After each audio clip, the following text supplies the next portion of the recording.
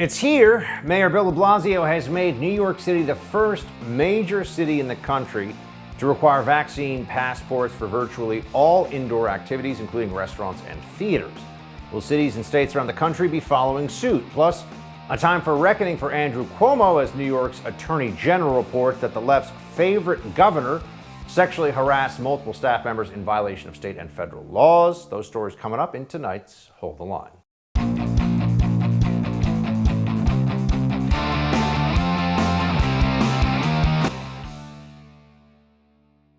Welcome to Hold the Line. I'm Buck Sexton. We've been telling you that this was coming for a while here. We've known that there would be a push for even greater restrictions and mandates because of the Delta variant out there.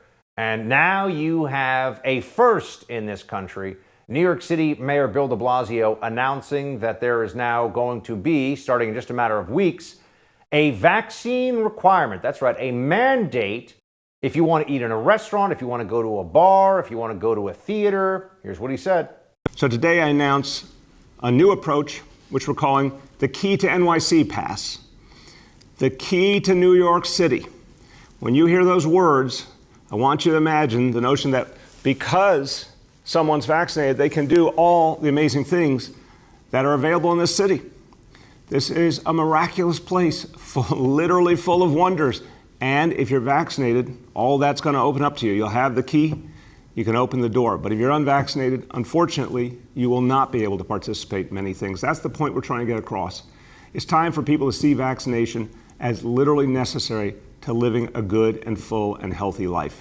The Key to NYC Pass will be a first-in-the-nation approach. It will require vaccination for workers and customers in indoor dining, in indoor fitness facilities, indoor entertainment facilities. This is going to be a requirement. A requirement, a mandate. The state saying that these institutions, these different businesses will have to check your vaccine papers, so to speak, before you can go inside. Now, whatever happened to medical freedom, whatever happened to individual choice, Democrats, including Joe Biden, 6-7 months ago, were saying we're not going to mandate that everyone get the shot. But now in New York City, that's exactly what they're doing. Oh, and by the way, you know how mask mandates didn't do a damn thing during the pandemic? Doesn't matter. Libs think it's like a religious symbol now. They want to put it on even if it doesn't do anything. Louisiana Governor Edwards has announced a statewide mask mandate for Louisiana. We're the worst in the country in terms of this COVID surge, and that is because of the Delta variant, which is a game changer, and the fact that, quite frankly, not enough people have been vaccinated here in Louisiana. So today I am temporarily reinstating the Louisiana statewide mask mandate for all people, both vaccinated and unvaccinated, when they are indoors and in public. Indoors and in public. So now we're going to have masks for everybody in the state of Louisiana. There'll be other places that are likely to follow suit as well. You already have masks in Los Angeles. You have masks in D.C. indoors. Now Louisiana. Does it ever stop to think, does this stuff work? Does it actually do anything? Or does it just make some people feel better? Do they just prefer that surge of power coming out of their fingertips as they type these statements out? Madness. And it's not only those who are adults who are affected by this. Ohio Governor Mike DeWine says, now he's not using the power of the state to force children to mask up in schools. He's just the governor, and he's telling you we should mask up all the kids in all the schools. We came out last week with recommendations. They are recommendations. We leave it up to the local schools, 600 and some local schools. We leave it up to them, but we have a strong recommendation that because the population in school, kids in school, most of them are unvaccinated. Obviously we can't get anybody 11 and under vaccinated yet. So most of these kids are unvaccinated, and we had great success last winter, last school year. We saw virtually no spread in the classroom when all the kids were wearing masks. So we recommend, strong recommendation to our schools that they do that. Now, some will do that, some will not. But it's clear the evidence shows that that's a way to really slow down spread in the school. And we think it's very important. That's not true. I mean, what evidence is he talking about? Children are at very low risk from this disease in the first place, entirely acceptable risk, and are very unlikely to spread the disease to adults, even if they were to get it. So where's this data about masks in schools being so effective? They just say things. They don't even stop to think, can I even begin to prove the statements that I make as fact? Can I even begin to back this up? They don't care. I mean, here's NIH Director Francis Collins, who's telling parents that if they have unvaccinated kids, the parents, even if they're vaccinated, should wear masks at home. Anybody who tries to tell you, you don't have to worry about it if you're a young, healthy person, there's many counterexamples all around us now. Well, so yeah, you do need to think about it. And that's the reason why the recommendations are for kids under 12, that they avoid being in places where they might get infected, which means recommendations of mask wearing in schools, and that at home, parents of unvaccinated kids should be thoughtful about this. And the recommendation is to wear masks there as well. And wear masks at home. These people are psychopaths. I mean, they've really got a problem. There's something deeply wrong with public health officials who are telling you that the responsible thing to do is to wear a mask at home with your own children. Why don't we all just live in bubbles? Why don't we all not leave our apartments? Oh, that's right. We'll have the servant class bringing us our food and taking care of everything. We'll just, work from home forever. There are a lot of libs that seem to think that's the best way forward, because how do you know you're not going to get another respiratory virus out there? Can't leave your home. This is madness. This is cowardice. It is insanity. And we need to organize a serious pushback against this, because they're not done. Right now, we're looking at some of the policies, things like the vaccine passport requirement in New York City, and saying maybe they'll get tired of this. Maybe there'll be enough that we'll actually do that finally they'll let us go back to our lives. But just understand this, the White House right now, Jen Psaki with this White House is telling everybody, nothing. I mean, they say we won't go back into the severe shutdowns of 2020, but nothing is off the table, because they believe that COVID zero, meaning we have to take COVID to zero, that's what we're fighting for. Play it. I'm not. Obviously, the president is keeping the option open of making sure that that the CDC and our public health officials can make recommendations on what's needed to keep the American people safe. I'm not in a position to preview that or to get ahead of any decisions they may make.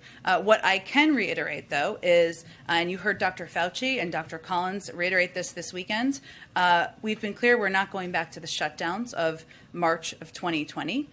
We are not going back to the economy shutting down. We've made too much progress. Too many people are vaccinated. There's been too much progress on the economic front. But again, he has said from the beginning that we are going to be guided by the science, guided by our public health experts, and we're not going to take options off the table of what they may recommend. No options off the table. These people are lunatics, and they're power mad, and they're not just going to give back power. We're going to have to take it from them. All right, coming up, the governor of New York, Andrew Cuomo, is speaking out after New York's Attorney General had a report out that he sexually harassed multiple state employees in violation of law. It has been a hard and a painful period for me and my family, especially as others feed ugly stories to the press. First, I want you to know directly from me that I never touched anyone inappropriately or made inappropriate sexual advances. I am 63 years old. I've lived my entire adult life in public view. That is just not who I am, and that's not who I have ever been. New York City Councilman Joe Borelli joins us next to discuss these bombshell revelations today. But before we get to the Cuomo saga, let me tell you about my friends at My Digital Money. Everybody wants to invest in cryptocurrencies, but it's not that easy to get started. That's why Colin Plume, the CEO of Noble Gold, decided to create My Digital Money. It's an easy-to-use, self-trading crypto IRA platform with concierge-level customer service. It's one of the few U.S.-based cryptocurrency companies that will answer your phone call and help you get started. Because your comfort and security is their absolute top priority, so they offer an unparalleled military-grade security for your coins. Trigger orders to help you secure opportunities for gains or limit losses without having to watch your account 24/7. A play money account so you can test the market without risking your money. And with the recent pullback of most of the major cryptocurrencies, this might be the best time to get into this exciting technology-based investment. When it comes to your money, you deserve a team of dedicated professionals that have your back, speak to you honestly, and treat you like a human, not just a number. Check them out at mydigitalmoney.com. That's mydigitalmoney.com. We'll be right back with more Hold the Line.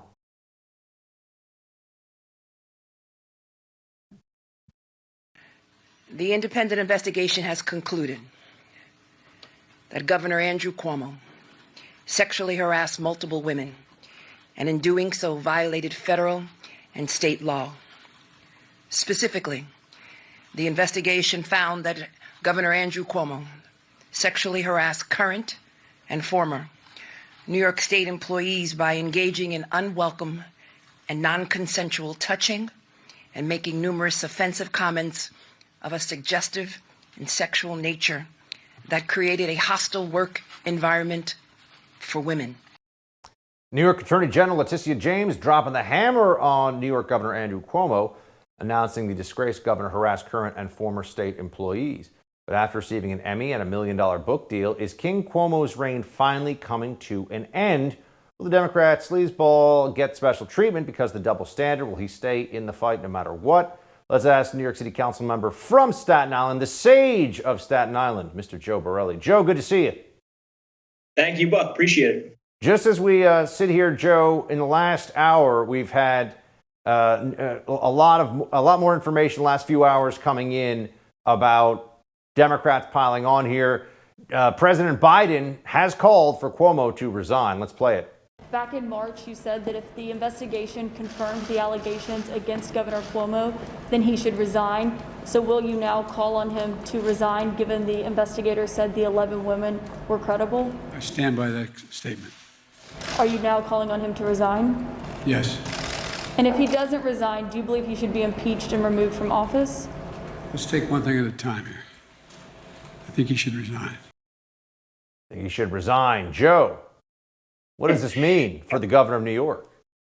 That was a very odd moment of clarity from President Joe Biden. I mean, he was correct. I mean, this is something that he committed to last March when he said if the criminal investigation and civil investigation of the governor revealed that he actually did rope and harass women, he should resign. And kudos to the president for actually following up and being clear on the record. The interesting thing is the litany of Democratic elected officials who are now coming out of the woodwork to call on Cuomo to resign. I mean, most important of the last few minutes, the last few hours, has been Speaker Carl Hastie, the Assembly Speaker, the person who pulls the strings for the Assembly Judiciary Committee, and Assemblywoman Rodneyse Bichotte, who is also the county chairwoman of the Brooklyn Democratic Party, the largest county in the state. So this is really revealing that the governor has lost every ally he could possibly turn to. And I think with the Speaker's statements being so strongly worded that he can no longer stay in office,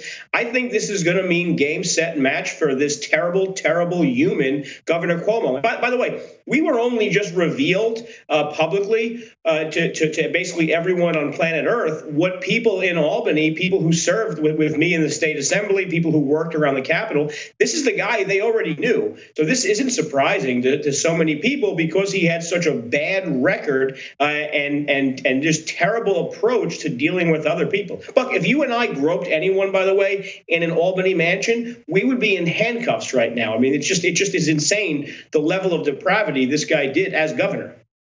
Governor Cuomo has attempted, according to the Attorney General of the state of New York, to undermine and politicize the investigation. Listen to this.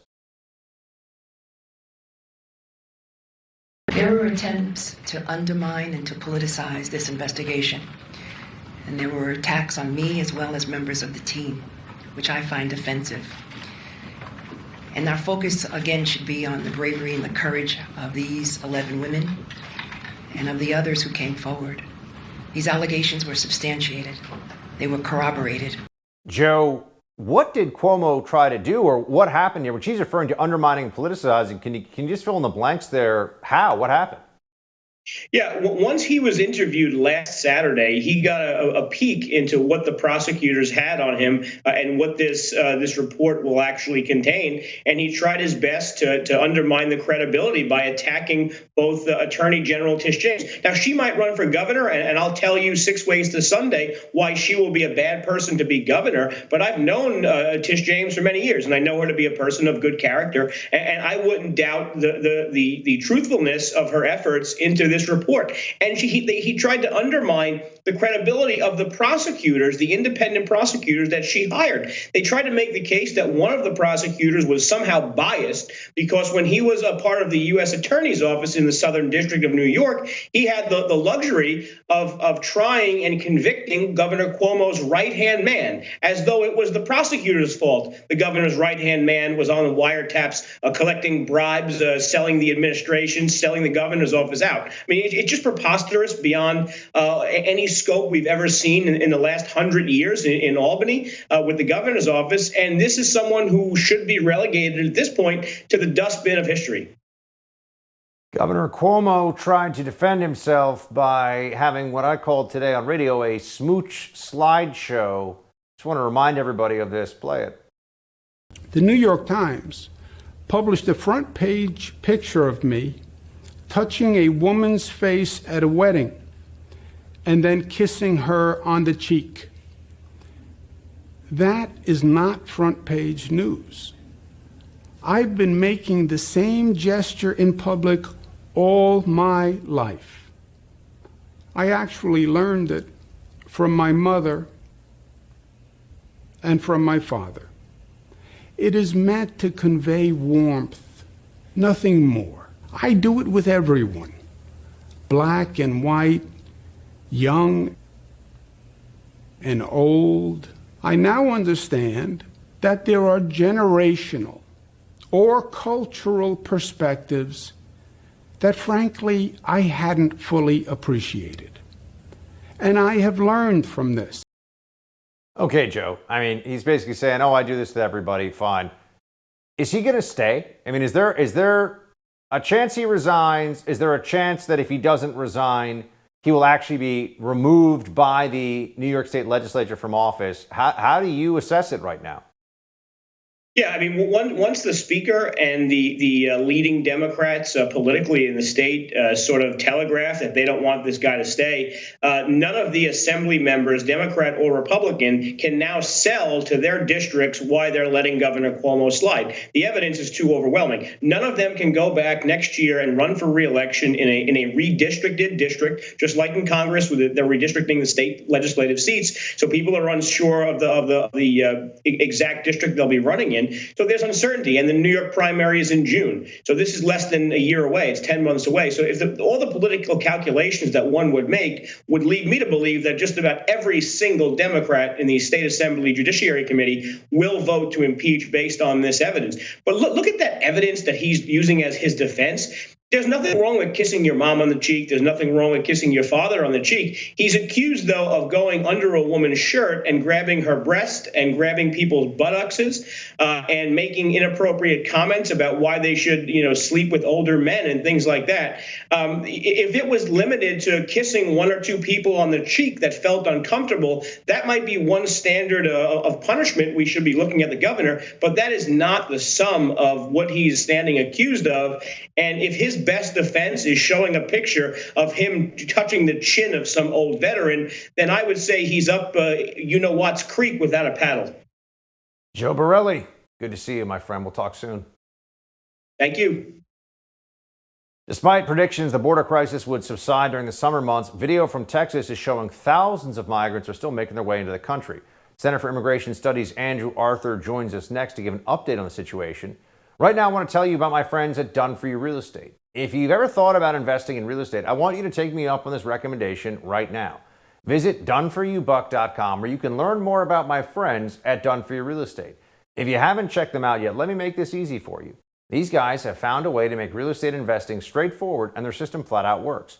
I know because I use it. It allows everyday, hardworking Americans like you and me to finally own investment real estate without all the risk and difficulty of doing it on your own. I can't tell you in strong enough terms during the 60-second commercial how important it is you check these guys out. So how about this?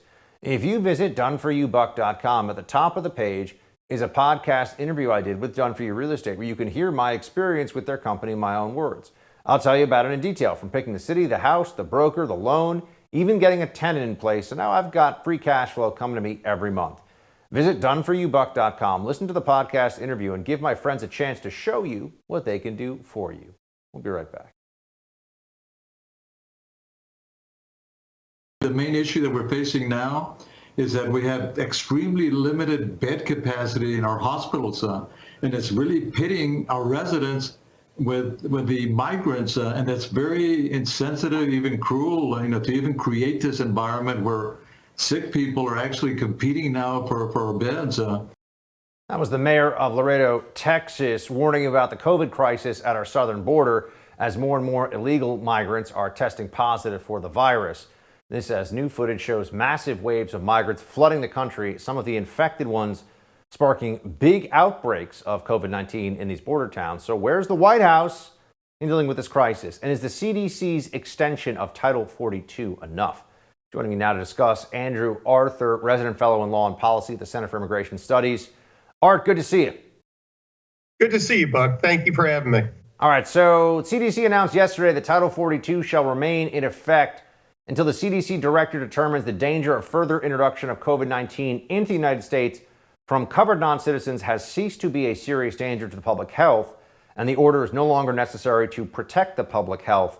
So what should we make of this? How much of a difference will this cause at the border, and what happens next?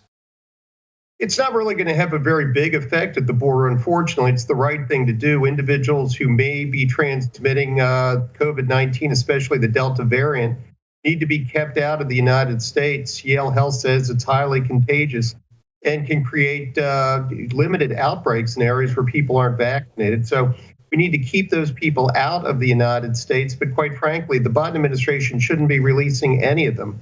By law, it doesn't have the authority to release them. It certainly doesn't have the ability to release them into border communities where we're seeing huge outbreaks like the mayor described.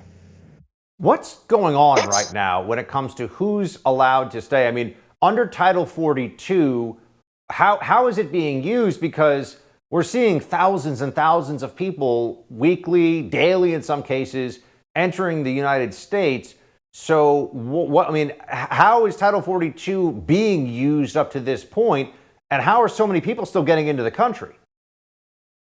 Well, the Biden administration had stopped using Title 42 for unaccompanied alien children. We've already seen 75,000 of them up to the end of June this year. It's also not being used to expel family units if Mexico won't take them. And the Mexican government, the states along the border, have indicated that they won't take those family units back. So that's why you see so many migrants who are being released. Plus, there are still single adults who are being released into the United States rather than being expelled under Title 42. So it's really only the single adults then who up to this point have been pushed back across the border, so to speak, by the Title 42 protection. Well, what can you tell us about what's going on just day in and day out with the Biden administration's handling of this? I mean, this has been now a major story for months. The summer lull has not happened. If anything, June was a record month for illegal entry into the United States. What's going on? It's like the Biden administration. It's hard to watch what's happening, Art, and not think the Biden administration is perfectly fine with over 1 million, perhaps getting close to 2 million people illegally entering the U.S. and staying in the U.S. this year across our southern border. Yeah, they're not only perfectly fine with it, Buck, but they're actually doubling down on their policies. The Biden administration released what it called a blueprint the other day for immigration, and all that blueprint would do is encourage more people to enter the United States illegally. It would offer paid counsel for certain migrants. It would lower asylum standards from what they've historically been. And even then, the Biden administration wants to fly in more migrants from Central America and spare them the trip to the United States. Now, that's a horrible trip. Nobody should be making it. But the Biden administration should have policies in place that dissuade people from entering this country illegally, not encouraging them. Where does this go? It seems like this is now status quo is people show up to America. If they're in a family unit, they're an unaccompanied minor, They enter the asylum process, which just looks like a huge joke. It looks like a giant wide open door into America. And then they're released in the U.S. Interior. There's not going to be, I mean, let me ask you about the federal enforcement side of it, actually. Where is that? Are we seeing real efforts to do interior enforcement from the Biden administration? Are they expelling people who don't show up for hearings or people that are otherwise in the U.S. illegally that have come across the border in this way? No, exactly the opposite, Buck. The Biden administration has actually eviscerated immigration enforcement in the interior of the United States based upon a canard that the Trump administration was so harsh in its policies. In reality, the Trump administration during any year removed fewer aliens than the Obama-Biden administration did between 2008 and 2014. So all of it is a complete farce. The Biden administration has simply stopped removing all except for aggravated felons, spies, terrorists, and gang members from the United States. So if you make it into the United States illegally, you're going to be home free. You're never going to be removed. We have over 1.3 million aliens who are in removal proceedings. The Biden administration is attempting to terminate those, not giving people status, but just simply releasing them. So there is no interior enforcement. There's no border enforcement. The entire situation is a mess, and the Biden administration seems to like it that way. Is it fair to call this an open border? How would you assess the statement that the U.S.-Mexico border is open? It's wide open, and it's not even open borders. It's no borders at all. Now, if you are expelled under Title 42, there are no ramifications. You simply get thrown out of the United States and gives you the opportunity to come back into the country illegally again. But even for those people that the Biden administration apprehends and processes under the INA, 50,000 of them have been released without even giving them court dates, Buck. That means that if those people never show up to ICE, as they promised to do in 60 days, and of that 50,000, only 6,700 have actually reported. But if they don't show up, then ICE has to go out and find them, put them into removal proceedings, wait until they get an order of removal, or they don't show up for that hearing either. And only then can it commence removal proceedings. But the Biden administration stops them from doing any removals. So there are no borders at all right now, Buck. What do you think ends up happening here? Are the American people in polling and just, in the data that we can pull on right now starting to recognize what a complete mess and a disaster this is? Are you seeing indicators of that? Or is the media that's aligned with the Biden administration effective in essentially suppressing the story? Well, we know from an ABC Ipsos poll that was conducted last week that 37% of Americans approve of the Biden administration's actions. That means that just about 2 out of 3 don't. In fact, only about 2 out of 3 Democrats actually approve of the president's performance at the border and on immigration. It's going to be a huge vulnerability. It's probably the biggest vulnerability for Democrats going into the midterm. So if Joe Biden doesn't change his immigration policies quickly, which he's not going to do, he's probably going to be facing a very hostile 118th Congress, and more likely than not will not have a second term. Art, always appreciate the expertise and the insights, sir. Good to have you. Thank you so much. The New York Times recently published a piece in which it was argued the right to vote should be expanded to include non-citizens. We'll have more on that with the First TV's Rob Smith when we come back. But if you're anything like me, you got to start your day with a nice dose of caffeine, and that means some delicious Black Rifle coffee. I mean, not only is this some of the best coffee I've ever had, it's a veteran-owned company that serves premium coffee to people who love America. Black Rifle is committed to supporting law enforcement, veteran, and first responder causes. And this summer, Black Rifle invites you to enjoy your coffee wherever it takes you. Black Rifle Coffee Company is here to fuel your way, and it imports its high-quality coffee beans from all over the world and roasts them 5 days a week at their facilities in Manchester, Tennessee and Salt Lake City, Utah. The team at Black Rifle is continually researching and experimenting with new roasting methods and coffee origins to bring you the most delicious coffee and coffee drinks you could possibly get anywhere. Purchase at blackriflecoffee.com/buck. That's blackriflecoffee.com/buck. Use code BUCK at checkout for 20% off your purchase and your first coffee club order. Fuel your summer with America's coffee, Black Rifle Coffee. We've got the First TV's Rob Smith in just a moment.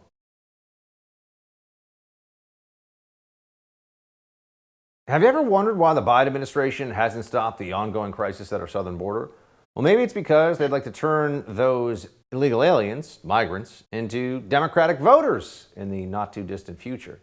Take a look at this opinion piece recently published in the New York Times. It's time for Democrats to radically expand the electorate. Democrats are likely to be the biggest beneficiaries of this change. Expanding the franchise in this way would give American democracy new life, restore immigrants' trust in government, and send a powerful message of inclusion to the rest of the world. What? Here with me to break this down is the host of the Rob Smith is Problematic podcast and contributor here to the First TV, Rob Smith. Rob, when you hear something like this, what does it tell you about the left's mindset when it comes to citizenship? Well, it tells me that they really don't care about citizenship all that much. And it's actually very shocking to me. This is really an instance of the left saying the quiet part out loud. And when you look at the policies that they've been pushing over the past couple of years, specifically with what's going on right now at the southern border, it is very obvious that they want to import as many people into this country as possible for them to eventually turn into voters. But this is surprising that they're just being blatant and saying it. So no, they don't really care that much about citizenship. It seems like they don't really care too much about America because it seems like they are so intent and so quick to just radically change who is voting in America. This is, to me, absurd, and it really speaks to where the left is at right now as a party. And let me just make one point, that generally when progressives start doing something, this is what the left does. They will float the crazy ideas out there in somewhere like the New York Times, and the people will be like, oh, well, that's crazy. That could never happen. And then it makes its way into some of the more progressive members of, say, Congress or some of the more progressive influential figures. All of a sudden, in a decade, you and I are both racist if we are against it. So that's how this stuff works, Buck. Rob, it seems to me that the Democrats are increasingly embracing the notion that it just doesn't really matter if you're somebody who goes through the process, respects American laws or not, as long as you will add to their power by being a body, a person who votes for them, they're all in favor of it, which really starts to bring questions to mind like, well, then what does it even mean to be an American? Well, to them, it means nothing to be an American. I mean, honestly, when you talk to them, they're ashamed of it. They are always criticizing America. They are always bashing America. So this is very much in line with, the way that they feel about this country. So that if being American means nothing, if being a citizen means nothing, then being able to vote means nothing at all to them either. So why not throw out that right to millions of people who are not citizens? And by the way, the people that they are focused on the most are people that have already broken our laws by being here illegally in the first place. It makes absolutely no sense unless you are a power-mad Democrat politician. Rob, there was a lot of controversy. Actually, I got a fair amount of heat for talking about this on radio, and I wasn't expecting that it would be quite as sensitive a topic as it turned out to be. Simone Biles, who stepped out of a few Olympic events and now came back, got a bronze medal. Now we're told this is a huge story of heroism and overcoming and all this other stuff. Why was there such a tremendous backlash to making the very, it would seem, obvious observation that while it's fine to say that you're not emotionally or psychologically up for competing in a sports event, right? Everyone has that right. It seems like a strange thing to say that everyone has to celebrate, and if you don't celebrate it, you're a bad person. And that was what the Democrat left was saying. What was going on? What was going on is just the wholehearted embrace of victim culture. I read a tweet from Candace Owens, and she got it absolutely right. She said this: Simone pulling out of the Olympic sport doesn't make her a hero. It makes her somebody that is human, as we all are, that is fallible. So yes, go get the rest that you need to get. But the media turned her into some sort of hero, some sort of martyr for the cause. And that didn't make a lot of sense either. And if you were a political commentator on the right, if you did anything but absolutely worship this choice by Simone Biles, you were vilified for this. And this really speaks to how polarized every single thing is in this climate right now. I don't think it's a political conversation. I think that the conversation about America's embrace of victimhood culture and all of that stuff, I think that defies left or right. That is something that if you're on the left or you're on the right, this is something that we should be concerned about because it affects our future. It affects the types of people that will be leaders in this country. And so, like I said, it just really does speaks to how polarizing every single thing is. And it speaks to the idea that there is only one opinion that you are allowed to have, and that is the opinion that the left has said that you are allowed to.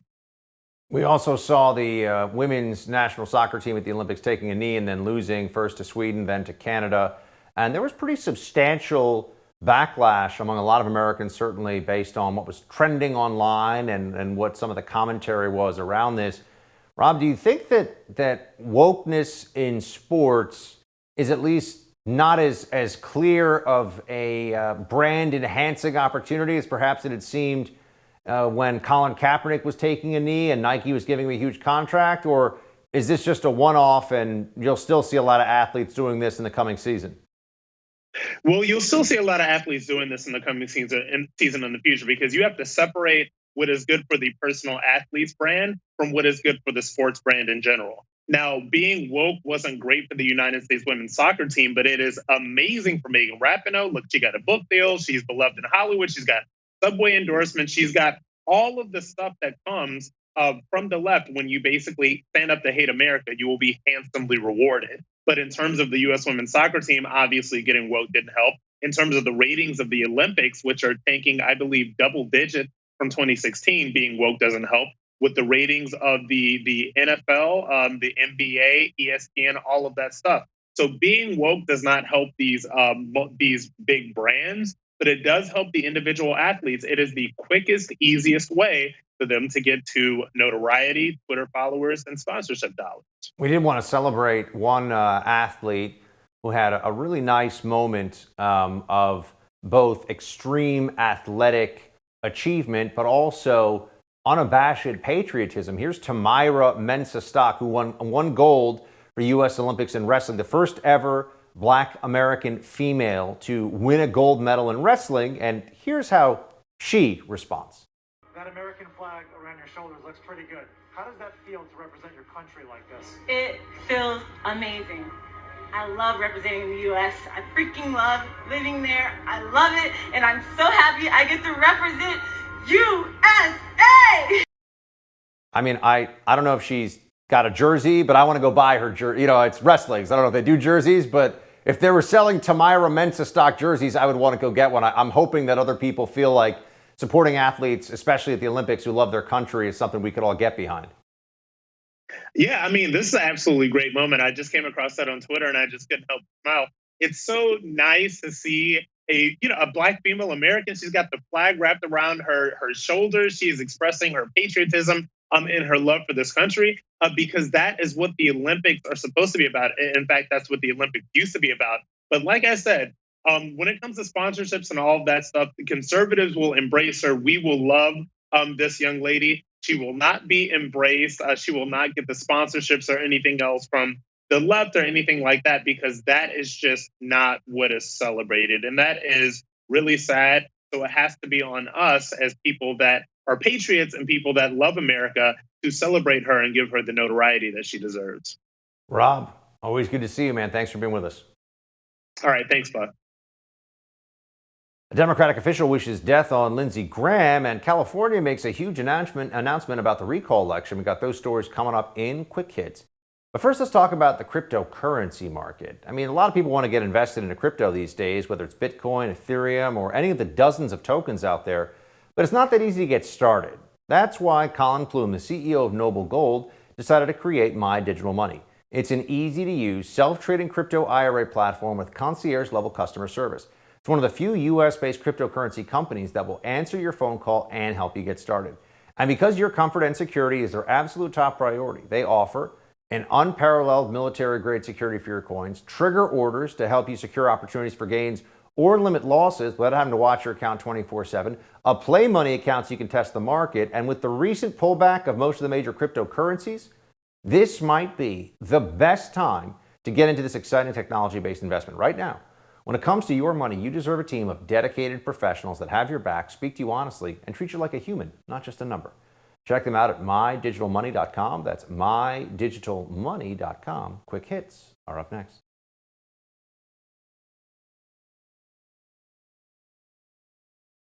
Bill Maher blasts the left's woke ideology, and California goes to mail-in ballots for this year's recall election. Let's get into it in today's Quick Hits. Look, sometimes Bill Maher gets it right over on HBO. I've done the show a couple of times. There can be some interesting conversations over there. And when it comes to the insane wokeness situation that has overtaken Democrat-aligned ideological proclivities, some people on the left are starting to recognize this is just madness. And I mean, the woke leftist ideology says that surfing undermines the native Hawaiian art form because it has been appropriated by white people. The Associated Press is a real news organization, yeah? So why am I reading this headline? Olympic surfing exposes whitewashed native Hawaiian roots. Yeah, the Olympics added surfing this year. Good. Surfers deserve to be recognized as athletes. I'm sorry. What I meant to say is, no, that's cultural appropriation. The AP says that for Hawaiians, probably all two of them, including surfing in the Olympics, is an extension of the racial indignity seared into the history of the game and their homeland when white outsiders took over their spiritual art form. I must say, of all the violations of the woke penal code, cultural appropriation just might be the dumbest of all. Cultural appropriation is absurd, as we all know. Absolutely absurd. It's not even a real concept, shouldn't even be thought of as such, but here we are. Still getting lectured about it, still having leftists talk to us about it all the time. And in this case, surfing. Yes, surfing is cultural appropriation. You know how Democrats pretended that some of the changes that were made for balloting, including mail-in balloting in the 2020 election, were just about COVID? Well, now they've decided that they're going to try to get advantages wherever they can in the process, in the voting procedures. And that includes in the state of California, every single registered voter is going to receive a mail-in ballot, which is interesting because like the 2020 general election, every registered active voter will be mailed a mail-in ballot because they're saying there are still a risk of COVID-19. So they're doing this effectively. They're extending the same logic before of, oh, if only you have a situation where COVID is so dangerous like this, you can have universal mail-in ballots. They're saying, well, COVID's still so dangerous that you can have universal mail-in ballots.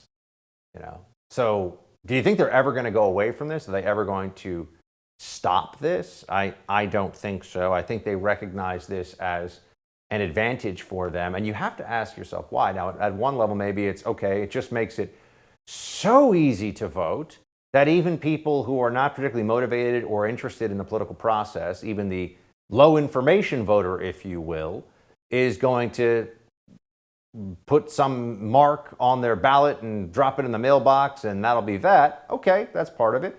And we can argue whether that's even good for the country or not, that people who find it too difficult to show up once every 4 years or every 2 years to cast their vote at a polling place, whether or not we want to encourage that. You know, why not have voting all year? Why not have voting for 6 months? I mean, there's a lot we can get into. Beyond that, though, you wonder, why do Democrats want to make it so easy to cheat, so hard to get caught cheating? That's a question that I don't think they have any particularly compelling answers for, and it's one they certainly don't want to have to answer.